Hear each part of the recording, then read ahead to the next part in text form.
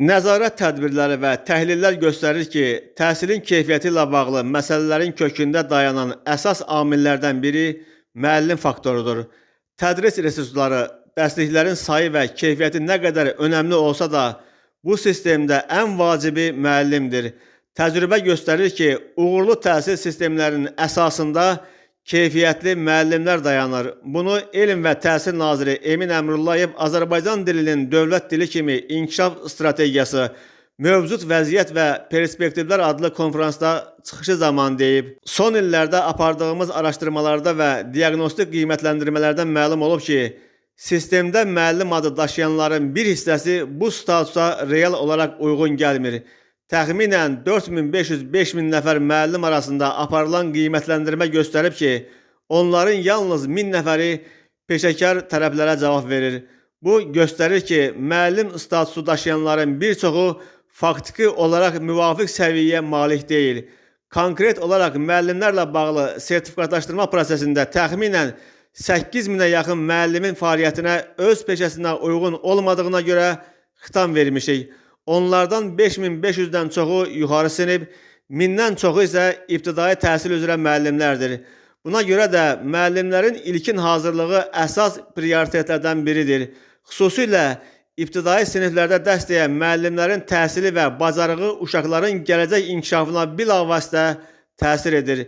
Əgər müəllimin özündə tədris bacarıqları zəifdirsə, bu növbəti mərhələlərdə də təhsilin keyfiyyətinə mənfi təsir göstərir deyə Emin Əmrullayev vurğulayıb. Nazir əlavə edib ki, Azərbaycan dili və ədəbiyyat ixtisasına gələn müəllimlərin sayında artım müşahidə olunur. Son illər 400-dən çox abituriyent 500-dən çox bal toplayaraq müəllimlik ixtisasını seçib. Bizim də prioritetimiz müəllimlik ixtisasının balını qaldırıb savadlı kadrların yetişməsinə imkan yaratmaqdır. Bugün təhsildə Azərbaycan dili ilə bağlı əsas 3 məqam məzmun, müəllim və qiymətləndirmə əsasdır. Bizim yanaşmamız ondan ibarətdir ki, dillə bağlı ayrı-ayrı tədqiqatlara əsaslanan müzakirələrə önəm verək. Bu istiqamətdə ənənəvi Azərbaycan dili tədrisi ilə bugünkü müasir məzmun arasında ciddi fərqlər və problemlər var.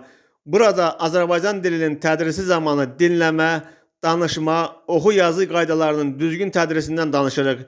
Müxtəlif maraqları təmsil edən insanlar tərəfindən 6-7 yaşlı uşağın üzərinə dillə bağlı ağır öhdəliklər qoyuruq.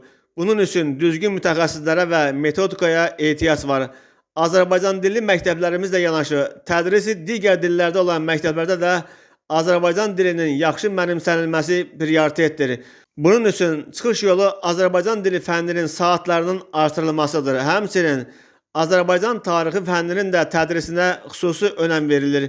Odur ki, tədris dilindən asılı olmayaraq bütün məktəblərdə Azərbaycan tarixi fənninin 6-cı sinifdən etibarən Azərbaycan dilində tədris edilməsi, Azərbaycan dili fənninin saatının artırılması istiqamətində iş aparırıq deyə nazir bildirib. Emin Əmrullayev qeyd edib ki, ali məktəblər üçün müasir dərsliklər hazırlanır, amma orta məktəblər üçün təməl dərsliklər daha da təkmilləşdirilməlidir.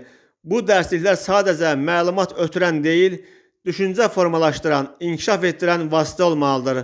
Bunun nəticəsində dil dərslikləri müasir tərəflərə cavab vermir. Dərindən tədqiq olunmuş və praktikaya əsaslanan dərsliklər çatışmır. Məsələn, bəzi dərsliklər müəllifin şəxsi yanaşmasına əsaslanır, lakin ümumi metodoloji və nəzəri əsasları zəifdir.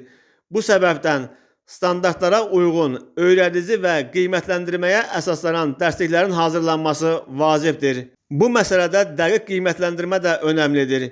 Biz nəyə nail olduğumuzu və nəyi edə biləcəyimizi ölçmək üçün dəqiq və nəticə yönümlü qiymətləndirmə mexanizmləri qurmalıyıq.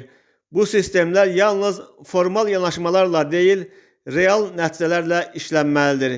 Qiymətləndirmə qaydaları şəffaf və obyektiv olmalı, nəticələri ölçən vasitələrlə təmin edilməlidir. Azərbaycanın yeni texnoloji məzmun bazası da formalaşdırılmalıdır. Təkcə humanitar sahələrdə deyil, texnologiya üzrə ixtisaslaşan məzunların sayı da artmalıdır. Bu, ölkənin inkişafı və gələcək strateji məqsədləri üçün olduqca vacibdir deyə nazir Emin Əmrullayev vurğulayıb.